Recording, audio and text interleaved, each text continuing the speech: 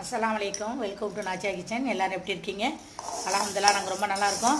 இன்றைக்கி ஒரு சின்ன வீடியோ தான். என்னென்னு பார்த்தீங்கன்னா, நான் எப்படி வீட்டில் இட்லி பொடி ரெடி பண்ணுறேங்கிறத உங்களோட ஷேர் பண்ணிக்கிறேன். இந்த கப்பில் இந்த டம்ளரில் நான் 1.5 டம்ளர் வெள்ளை உளுந்து எடுத்துருக்கேங்க. உங்களுக்கு எவ்வளோ அளவு தேவையோ நீங்கள் எடுத்துங்க. இப்போ லைட்டாக வறுத்து எடுத்துக்கலாம், வைக்கக்கூடாது. உளுந்து வறுத்துட்டேங்க. இப்போ அடுத்தது மிளகாய். உங்களுக்கு காரம் எவ்வளோ தேவையோ அந்த அளவு நீங்கள் மிளகாய் எடுத்துக்கலாம். லைட்டாக மிளகாய் வறுத்துக்கலாம். சில பேருக்கு மிளகாய் வறுக்கும்போது நெடி ஏறும். 2 கல் உப்பு சேர்த்துக்கிட்டிங்கன்னா இவங்கெல்லாம் நெடி வராது.